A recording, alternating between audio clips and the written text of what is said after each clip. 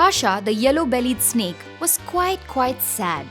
Unlike many other snakes, he was not mean or rude, nor was he poisonous, which meant that no one was scared of Pasha in the forest, not even the littlest of baby rabbits or the slowest of rickety-legged old frogs. But Pasha was not sad because he was not fearful. He was sad that he couldn't catch any food. Of course, this was also because of the fact that Pasha was a very lazy snake.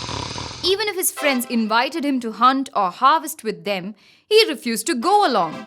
He just did not want to get out of his cozy little mud home beside the roots of the shady teak tree. He loved to coil up and snooze, dreaming of the mouth-watering treats his mama would get for him to gobble when he was just a wee baby snake, just as big as a wriggly worm. Oh, how his mouth watered, remembering the yummy fresh eggs and the sweet soft mushrooms. He would really love to gulp down some of those now. But who would get them for him? Pasha sighed as his tummy growled, sounding a little like Shamsher the lion.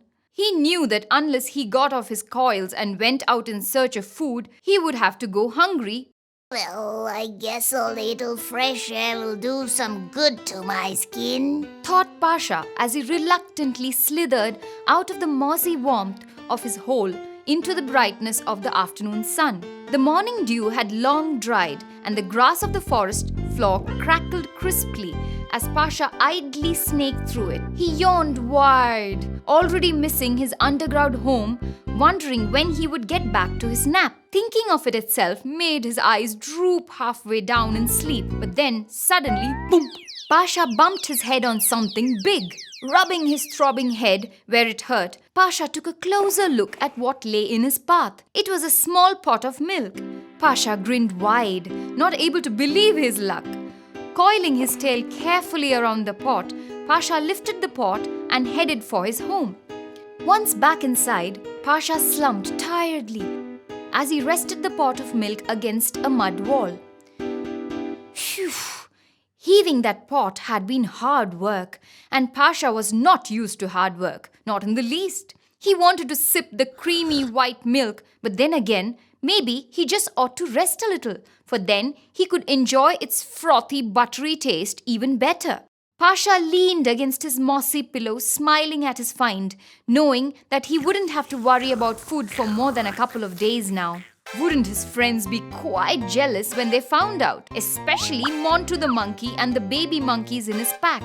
Come to think of it, as the pot had so much milk, Pasha could offer some of it to the pack of monkeys in exchange for fresh fruits. Montu and his friends were very good climbers and could get Pasha the sweetest and ripest of the forest bounty. Pasha would then set up a shop right outside his little hole, trading the delicious fruits for juicy nuts, beautiful pebbles to adorn burrows and nests, and choicest roots and vegetables. Soon, his shop would have the best treasures the forest could offer, and animals would flock to him to trade and buy his wares. He would grow popular, and they would start liking him and respecting him. Then one day, they would all decide that he, Pasha, should be king of the forest. Even Big Bro, the bullying elephant, will bow down to Pasha and beg him to rule over the animals.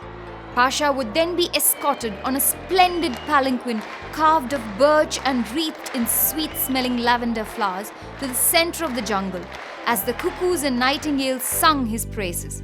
The tigers, cheetahs, elephants and foxes would kneel with their heads bowed as Pasha slithered towards his gleaming bright throne. He would smile graciously as the crown was placed on his head and not get irritated at the angry growls of Shamsher, who would no longer be king. Louder and louder, like a spoiled cub, he would stamp his paws and claw the ground, demanding that the crown be returned to him. Pasha would try to be calm and mild, but Shamsher would not listen and get angrier and angrier. The other animals would try to take Shamsher away, but the rowdy lion would not budge. And then Shamsher stubbornly would try to snatch the crown of Pasha's head. Pasha would be stern and ask him to stay away, but Shamsher would keep coming, grabbing at Pasha's crown again and again, till Pasha would lose his temper. Stay back, I said Pasha, as he lashed his tail out hard. Thwack!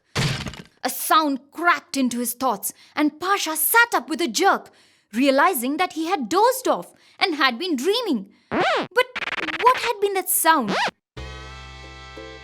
Frothy white milk flowed onto the muddy earth, seeping and disappearing fast into it, leaving but a sticky wet patch behind.